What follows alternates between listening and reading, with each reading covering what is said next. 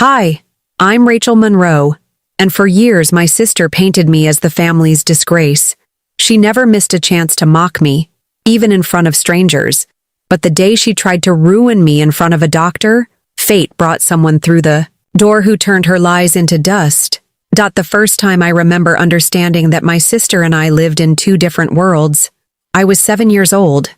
It was my birthday party, held in the small, patchy backyard of our house in Ohio. The sun was bright, the grass was itchy, and I was wearing a yellow dress my mother had bought me, one that I loved because it made me feel like a dandelion.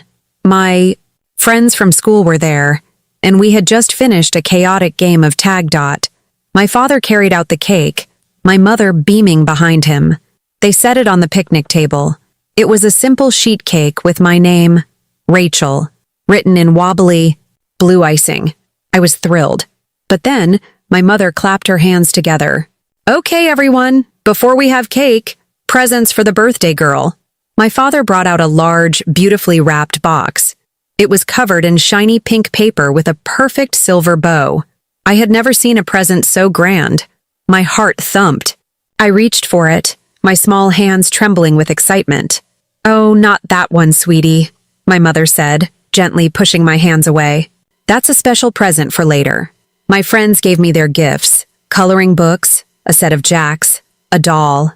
I thanked each of them, but my eyes kept darting to the big pink box. Finally, after the last small gift was opened, I looked at my mother. "Can I open the big one now?" She smiled and exchanged a look with my father. "Of course, but that one is for Erin, too. It's a sister gift." I didn't understand. It was my birthday. Erin, who was 9, had been sitting on the steps looking bored the whole time. She perked up immediately. We opened the box together, tearing at the paper. Inside was a magnificent dollhouse, 3 stories tall with tiny furniture and little flower boxes under the windows. It was the most wonderful thing I had ever seen. "Wow," I breathed, reaching for a tiny chair. Erin slapped my hand away. "I get to set it up first. I'm older." She immediately began arranging the furniture, claiming the biggest bedroom for her favorite doll. My mother knelt beside her. "Isn't this lovely, Erin? You'll take good care of it, won't you?" My father patted my head. "It's your dollhouse too, Rach. You just have to share." But I knew, even then, that it wasn't mine. It was Erin's dollhouse, given on my birthday. I was an afterthought. I watched them, my sister and mother, cooing over the miniature rooms, and felt a cold, hollow space open up inside my chest.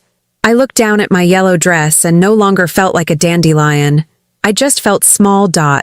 This pattern repeated itself, over and over, in ways big and small. When I was in 4th grade, I was accused of cheating on a math test. I hadn't.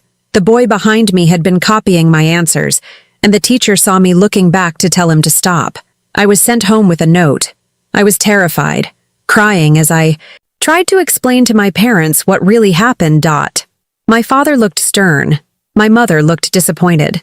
Erin, who was doing her homework at the kitchen table, piped up without looking up from her book. "She's always been sneaky," she said calmly. "She probably did it. She's not that good at math anyway." That was it. The case was closed. My parents' faces hardened. My explanation was just a lie. Erin's casual comment was the truth. I was grounded for 2 weeks. I had to write an apology letter to the teacher. The injustice of it burned in my stomach. It wasn't just that they didn't believe me. It was how easily they accepted Erin's version, how her words had the power to shape my reality. I learned to be quiet. I learned to retreat into books, into worlds where things made sense, where heroes were good and villains were bad, and the truth always came out in the end. I excelled in school. It was the one place where the rules were clear. If you did the work, you got the grade. No one could twist that. But even that became a problem. My straight A's were not a source of pride for my family. They were a source of concern. "You spend too much time in your room with those books. Rachel," my mother would say at dinner, passing the mashed potatoes, "you need to be more like your sister. Go out, make friends." Erin, who was a cheerleader and effortlessly popular, would give me a pitying look across the table. "It's not her fault, Mom. Some people are just awkward." When I was a senior in high school, I received an acceptance letter to the state university. Tucked inside was another letter informing me I'd been awarded a significant academic scholarship. It would cover nearly all of my tuition. I felt like I could fly. I ran downstairs waving the papers. I got in. I got a scholarship. My father glanced at it. Well, that's good. Saves us some money. My mother hugged me briefly. That's wonderful, dear. But are you sure you're ready? It's a big campus. You know you get overwhelmed so easily. Erin was on the phone, but she hung up to join the conversation. Ohio State? That's a huge party school. Are you sure you'll fit in, Rachel? She asked, her voice laced with fake concern. You don't want to get in over your head. The joy drained out of me, replaced by a familiar anxiety. They had done it again. They had taken my biggest achievement and turned it into a weakness. Another piece of evidence for the case they were building against me. Rachel, the fragile one. Rachel, the unstable one. The worst part was, a small part of me started to believe them. Maybe I was too fragile. Maybe I would be overwhelmed. Their version of me was so consistent, so unwavering, that it felt more real than my own. But another part of me, a small, stubborn kernel of defiance, decided to go anyway. I had to. It was my only way out. College was exactly what I needed it to be. Anonymous. For the first time, I wasn't Erin's little sister. I was just Rachel Monroe, a face in a lecture hall of 300 students. I was terrified and lonely, but I was also free. I clung to the structure of my classes like a life raft. The world of academia was logical. An argument was either sound or it wasn't. A calculation was either correct or incorrect. It was a relief. From the shifting emotional landscape of my home, I found my passion in an introductory accounting class. Most people found it dry, but I loved it. I loved the order, the precision, the way every number had its place and every column had to balance. It was like a puzzle with a single right answer. In a world where truth had always been subjective, dictated by my sister's whims, the certainty of numbers felt like a sanctuary. I took a forensic accounting class my junior year, taught by a professor named Dr. Albright. He was a sharp, no-nonsense man who had spent 20 years working for the FBI. He saw something in me that my family never had. You have a good mind for this, Monroe, he told me after I'd found a subtle error in a case study that everyone else had missed. You don't just see the numbers, you see the story they're trying to tell. You see the lie. His words were like water on parched earth. It was the first time an authority figure had validated my skills without a single reservation. His encouragement was the reason I pursued it as a career. After graduation, I moved to a city a few hours away. I got a small, clean apartment with a window that looked out over a parking lot, and I loved it because it was mine. I started at a mid-sized accounting firm, doing audits. The work was meticulous and demanding, and I was good at it. I was slowly, quietly building a life that had nothing to do with my family's narrative of me. But the narrative followed, me. I'd go home for holidays, and the dynamic would snap right back into place. Erin was married by then, to a man who ran his father's car dealership. They lived in a big house in the suburbs. She didn't have a career, but she was on the board of 3 different charities. She was, in my parents' eyes, a complete success. I was 30, single, living in an apartment, and had a job they didn't understand. It's just so tedious. What you do, Erin said one Thanksgiving, swirling wine in her glass. Staring at spreadsheets all day. I would lose my mind. It's interesting, I said weakly. You get to solve puzzles. Well, as long as it makes you happy, my mother said, her tone suggesting she couldn't possibly imagine how it would. I once made the mistake of showing my emotions. My cat, a quiet companion who had been with me for 10 years, passed away. I was devastated. I called my mom, crying, needing some comfort. The next day, Erin called me. Mom told me about your cat, she began, her voice dripping with condescension. Are you okay? I mean, it's a little worrying how upset you are. It was just an animal. Mom and Dad are concerned you're not handling the pressure of living alone very well. I felt the blood drain from my face. My genuine grief was being twisted, catalogued as another symptom of my inherent instability. I hung up the phone and didn't call home for a month. It was around that time that I was recruited by a specialized firm that consulted for the state on complex financial fraud cases. The work was confidential, intense, and incredibly fulfilling. Dr. Albright had recommended me for the position. I took the job, and for the first time, I felt like I had a purpose that was completely separate from my family. I didn't tell them the specifics. I just said I'd taken a new job with more responsibility. I knew if I told them the truth, Erin would find a way to diminish it. She would call it dangerous or inappropriate for someone like me. My work became my secret world, the one place where I was competent and respected. The one place where I was not Rachel, the fragile sister, but Rachel Monroe, the forensic accountant. The case started like any other. A large corporation, a powerful CEO, and whispers of financial misconduct. But the deeper I dug, the more I realized it was a web of staggering complexity. Shell corporations, offshore accounts, a systematic fraud that had siphoned millions of dollars from investors and pension funds. The numbers didn't lie. They told a story of greed and corruption that was breathtaking in its scope. For almost a year, that case consumed me. I worked 12, sometimes 16-hour days. My apartment became a landscape of spreadsheets, legal documents, and empty coffee cups. I ate takeout over my keyboard and fell asleep on the couch, my head full of numbers. The pressure was immense. We were dealing with powerful people who had a lot to lose.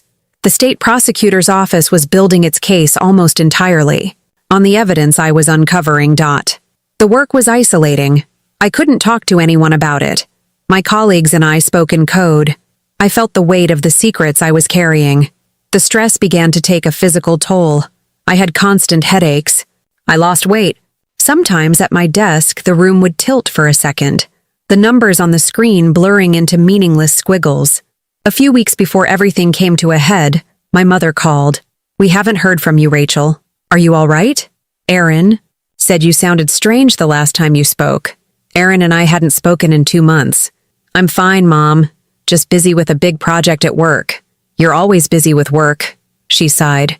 "You need to find some balance in your life. Look at your sister. She has a wonderful husband, a beautiful home. She's happy." The comparison was as old as time, but it still found a way to cut me. "My life is fine, Mom." "Well, you just sound tired. You sound frayed." Erin and I were talking, and we're worried you might be heading for some kind of breakdown. A breakdown. That was the word they had been waiting to use my entire life. It was the ultimate validation of their story. I felt a surge of cold anger. "I'm not having a breakdown," I said, my voice tight. "I have to go." I hung up before she could reply. Her words, Erin's words spoken through her, echoed in my head. Frayed. Breakdown. Unstable. The stress from the case and the renewed assault from my family were a toxic combination. I felt like a rope being pulled from both ends, the strands beginning to snap. A few days later, it happened. I was at the office, walking to the copy machine to scan a crucial document. I felt a wave of dizziness, far more intense than before. The fluorescent lights overhead seemed to pulse and dim. The cheerful chatter of my colleagues faded into a distant hum. My knees buckled. The world went dark. When I came to, my boss, Mark, was kneeling beside me, his face a mask of concern. Someone had put a pillow under my head. Paramedics were on their way. As they helped me onto a stretcher, I felt a wave of shame so profound it made me want to disappear. I had held it together for so long, under so much pressure, only to fall.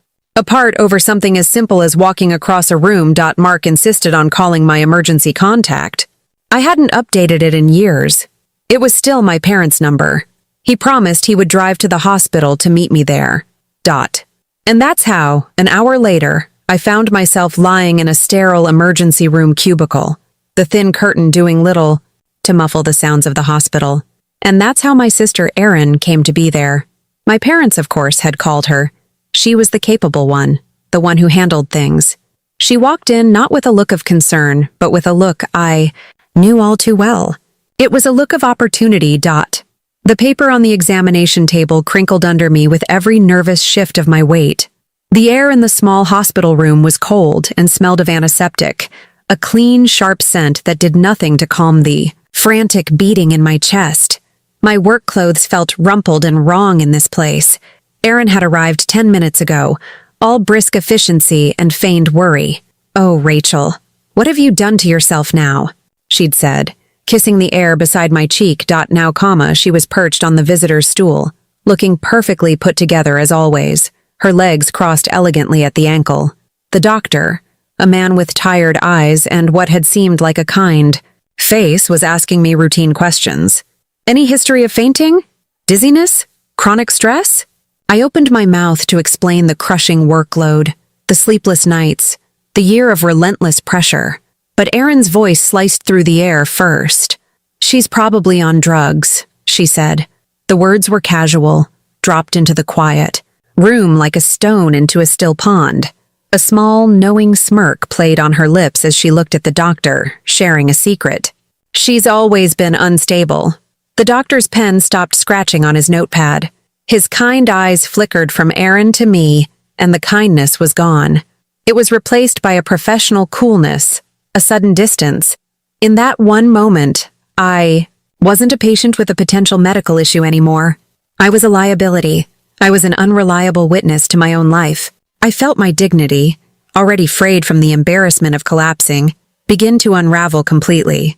The story she had been writing for me my entire life was reaching its final damning chapter. His tone changed. "Ma'am, do you use any recreational substances? It's important you're honest with me." It was no longer a gentle inquiry. It was an accusation. He was jotting notes, his pen moving quickly now. I looked at Erin. She leaned back with a satisfied look, as if she'd just solved a puzzle. She was enjoying this. She was watching me fall and was ready to push me the rest of the way. "No," I said, my voice sounding weak and thin even to my own ears. "I don't use drugs. I don't even drink. I have a very demanding job. I think I just collapsed from exhaustion." "A demanding job?" Erin scoffed softly, as if I'd told a silly joke. She looked at the doctor. "She's an accountant. It's not exactly a high-stress field. She just has a tendency to be dramatic." The curtain separating my cubicle from the hallway wasn't pulled all the way shut. I could hear the squeak of nurses' shoes, the low murmur of other people waiting. Erin must have noticed the gap, because she raised her voice just enough for it to carry. "See? She's always defensive," she announced, performing for the doctor and anyone else who might be listening. "Typical addict behavior. Denial." My stomach churned with a nausea that had nothing to do with my collapse. The humiliation was a physical weight, pressing down on my chest, making it hard to breathe. This was her masterpiece. She was trying to have me labeled, to have her version of me written into an official medical record, a document that would follow me forever. I felt a familiar heat rise in my face, the old, helpless anger that had been my companion for 30 years. All the years of biting my tongue, of letting her comments slide, of telling myself it wasn't worth the fight, boiled inside me. I wanted to scream. I wanted to tear down the whole ugly architecture of lies she had built around me. But I didn't. Something in me had shifted. Maybe it was the collapse.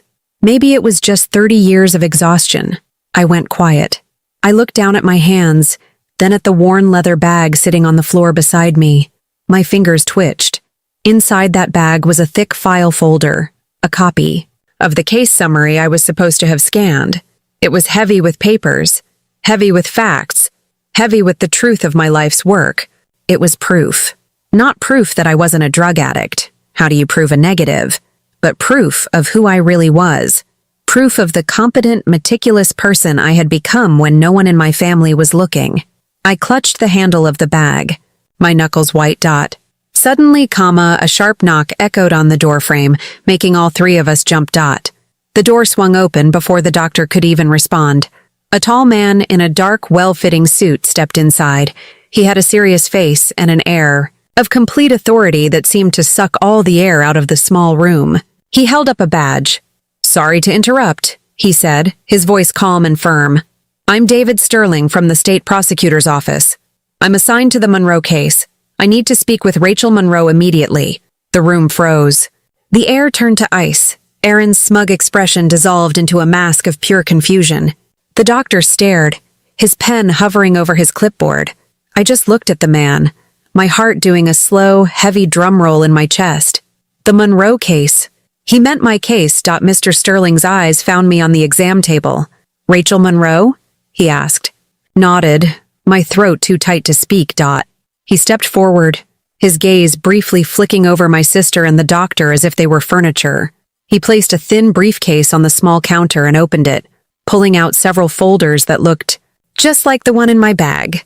He laid them out. We've reviewed your final testimony and all the documentation you provided, he said, his voice crisp and professional, the words clean and precise.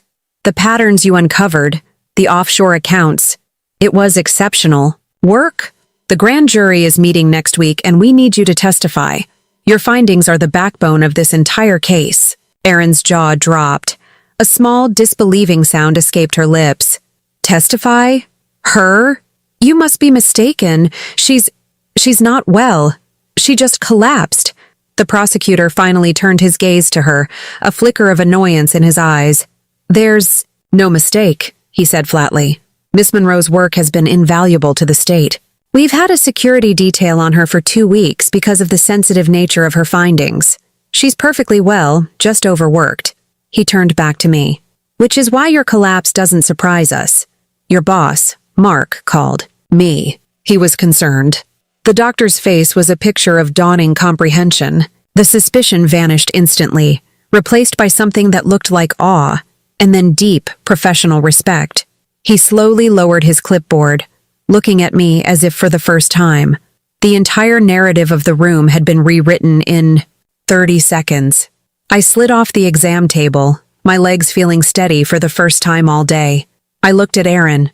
Her face was pale, her mouth opening and closing like a fish. The confidence, the certainty, the casual cruelty, it had all evaporated. She was exposed. Her lies turned to dust by a truth so large and undeniable it filled the entire room. I didn't say a word to her. I didn't need to. I didn't look at her with anger or triumph. I just looked past her. My silent endurance had paid off in a way I never could have imagined. My victory wasn't in shouting. It was in the quiet, methodical work I had done, in the person I had built myself into, far away from her poisonous whispers. I'm ready, I said to the prosecutor, my voice clear and even.